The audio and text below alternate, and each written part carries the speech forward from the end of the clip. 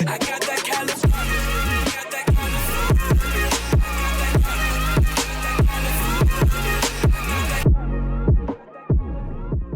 It is undeniable that there are so many different scenes and different moments in Dragon Ball Z that still resonates with us till this very day.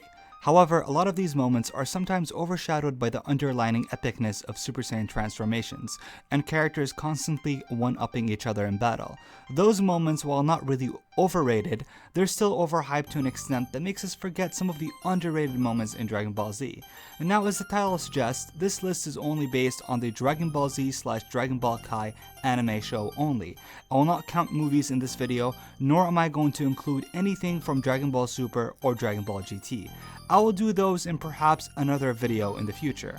Also, a disclaimer, this video is heavily based on my own opinion and taste, so if you'd like to contribute on what your favorite moment was, then please use the comment section down below to facilitate that. But without further ado, let's get right to the video. What will you do here? I will kill Cell. This world is a good place. Cell wishes to destroy it. You know, if this video was titled Top 10 Underrated Characters, then Android 16 would surely be on that list too. A character with a lot less screen time and a lot less dialogue possesses more character development than so many other characters in the series. Goten Trunks. It is truly ironic how one of Dr. Jiro's most robotic and soulless creation could understand more than anyone else what it means to be human. His peaceful demeanor contrasting with his murderous intention to kill Goku makes for such an interesting concept for what started as a Dragon Ball villain.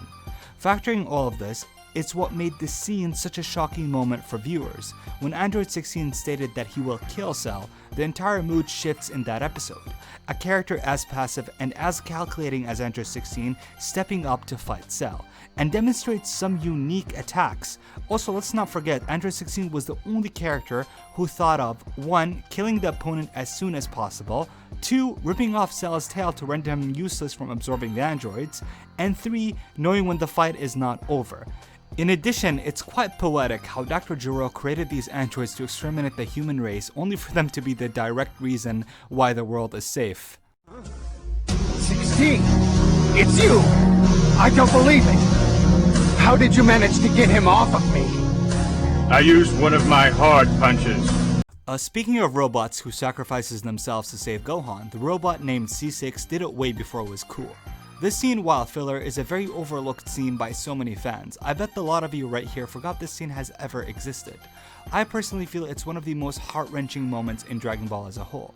Gohan ends up being trapped in a ruin with a laying dormant robot, who basically accepted his fate as trapped forever.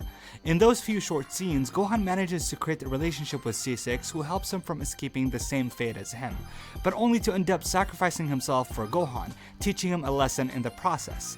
It's really heavy once you consider how young Gohan was, and how this scene really adds to his character as a whole.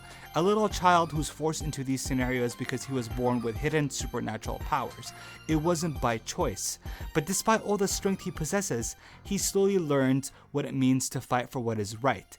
This scene actually supplements the Android 16 speech that he gave Gohan before turning Super Saiyan 2. Man, the Saiyan arc is honestly underrated as a whole, as even its filler scenes were really good, and actually contributed to the story. That I myself accept this as part of Gohan's development. Now, only if Dragon Ball Super writers remembered Goku's other son. Yeah? No? Okay, let's move on. I might just be a pothole in the road to you, big guy, but it's going to be one heck of a deep pothole. By the time of the Cell Saga, if you weren't a Saiyan or Namekian, then you were basically Cell's punching bag. Tien knew that, and he didn't care. Instead, he Kikohos the absolute fuck out of Cell. Now, if Tien is your favorite character, this moment has to be your favorite moment in the show. It's one of the moments in the later part of the series where a human character makes an impact. Tien's contribution also serves as a shock value as he's attempting to use his own life in order to just slow down Cell. He accepted his fate by that point and relentlessly attacked Cell over and over and over again. In fact, if Tien didn't do this right there and then, Cell would have went perfect and might have killed everyone sooner, because Cell never thought about making the tournament until he faced Trunks. So yeah, Tien is the MVP right here.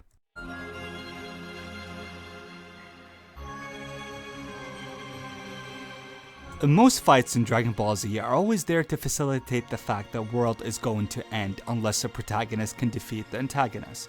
It's rare to see a fight that is taken seriously by two non-main characters. This fight in particular is absolutely beautiful. While yes, Toei Animation does not really break the bank and spend millions of dollars to animate this, but they spend just enough time to craft a really cool fight scene. I personally loved it as a kid, and listening to the Bruce Faulkner PyCon theme in the background always gave me the chills. So who are you? I am the unmitigated champion of justice, who tolerates no evil. Great Saiyaman at your service! Oh yes, the Great Saiyaman Saga is not only underrated but also underappreciated. In a series that is too focused on fighting and saving the world, not much is paid attention to what goes behind the scenes. Small arcs like these have a huge role in characterization and world building. This arc helps expand the show beyond just fighting aliens and really does build Gohan as a character. Yes, he saved the world and could basically destroy planets effortlessly, but he also struggles when it comes to socializing with normal people. I'm sure most of you would relate to that more than the latter. And of course, who doesn't love a little bit of anime teenage romance? Videl is awesome, yo. I'm putting you in right field. Do you know where that is? Yeah, on the right. Right? Mission failed. We'll get 'em next time. One of the most memorable moments of Vegeta's character in Dragon Ball Z is his respect speech that he monologues in the final battle between Super Saiyan 3 Goku and Kid Buu. A lot of people point to that moment as a monumental character shift in Vegeta's personality, but no one seems to remember that Piccolo had an exact moment in the Frieza arc. Yes, that scene was actually filler, but I believe likewise with Vegeta, the scene shows necessary character growth and progression. Let's not forget that not a year before that happened, he killed Goku and abducted his son to train him in the wilderness, and later on died saving his son, only to end up respecting him greatly. If you haven't seen this scene or forgot about it, then I heavily recommend rewatching it. It's pretty amazing. The chance to escape from Frieza and join us, but you chose to die and make sure Frieza was defeated. What honor. Now, typically, I think most of you that have been watching my videos for years know that I'm not the type of fan or YouTuber that will suggest that one dub is better than the other. I'm genuinely liberal when it comes to that. However, when it specifically comes to this moment specifically, and yes, I've been saying specifically a lot, if you're someone who watches the dub, then I heavily recommend watching the Dragon Ball Kai English version of this scene. It is a speech that I honestly truly left me speechless. You truly feel the weight of Vegeta's speech on Goku. I personally think this was a stepping stone towards Goku reaching the legendary Super Saiyan transformation. Vegeta makes Goku remember that he is a Saiyan and he has the blood of a Saiyan warrior, which seems like something that Goku never truly acknowledged in the series up till that point. I mean, yes, Raditz does tell Goku about his past, but that's about it. Vegeta, like a true leader, makes Goku acknowledge that. He inspires him, and I honestly appreciate this moment so much for that. I honestly don't care which dub you watch, just listen to me and try the Kai version of this speech specifically. The blood in your veins. That perfect instinct for battle. There's no denying what you are. Okay, so we have literally seen planets, to galaxies, and even universes being destroyed effortlessly. But yo, nothing was as terrifying and absolutely cold-blooded as what Super Buu has done on the Lookout. In order to stall him for an extra day, Piccolo suggests the unthinkable and proposed that Super Buu should go and kill more people. That way Gotenks would be granted more time to train. However, soon enough, Piccolo immediately regrets his decision once Super Buu decides to respond to Piccolo. Okay, so you want me to kill people? Here you go. And just like that, on the spot, everyone is dead. And it's just the matter and execution of his attack that left everyone speechless, literally, cause you know, they're dead. The cries of billions turns into millions, and then into a few thousands till almost no one is left. Just silence. And you know, Piccolo being a Super Namekian could probably hear and feel their lives being snuffed out. Truly one of the darker moments in Dragon Ball Z. What have I done? I won't fail you. I'll wish you all back. Human extinction attack. How do you like it? For some people, this scene is a representation of how frustrating your childhood was when your fingers were falling off trying to pull out the ZSword in the Dragon Ball Z game Buu's Fury. For others like myself, an intellectual, this scene resonates so much with me because of how Gohan proves Kibito Kai wrong. Kibito Kai has an interesting view regarding mortals. Just like Zamasu, he's a prick.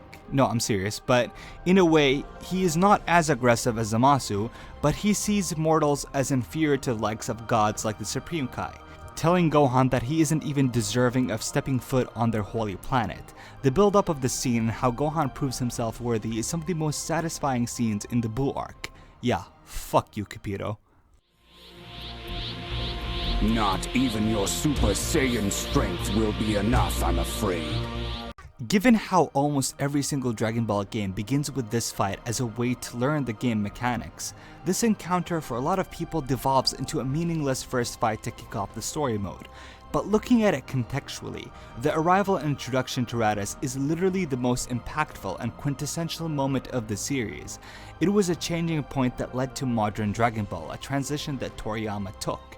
When Goku was declared as the world's strongest man at the end of Dragon Ball, he was literally stronger than God, that he was even offered the job. So by then, Akira Toriyama had to look elsewhere, mainly up in the skies deep in space, where Goku's character and origin was finally introduced, giving us an explanation to why he has a tail, and why he's so gifted with supernatural strength. This paved the way to Frieza, and we all know the detriment of his character in that show. This all happened because of the conception of Raditz himself, the turning point from the East Asian fantasy mythology to what we know today.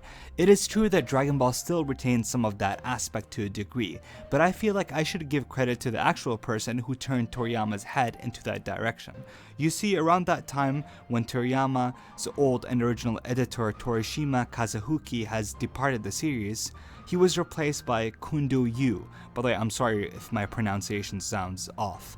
But under his influence, Akira Toriyama shifted the series to gear towards the battle powers and transformation sequences that we all know today. And the most ironic thing about this is that Kundo Yu was an editor who specialized in working with comics with girls. Yup. I am your brother!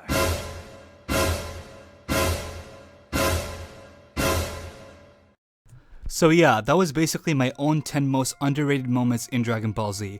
And yes, I'm very well aware that this list would just cause people to go crazy in the comment section down below, telling me things, how could I not include that scene or overlook that amazing moment? And that's exactly why I excluded honorable mentions from this video, because one, I expect you guys to comment on what scenes you thought were underrated, and secondly, if this video does well, I'll most likely make another video talking about more underrated moments in the series, whether that's Dragon Ball GT or Dragon Ball Super or the Dragon Ball Z movies. But anyways, that doesn't mean you shouldn't tell me your thoughts, and don't forget to like this video, subscribe, and please have a great day. Peace.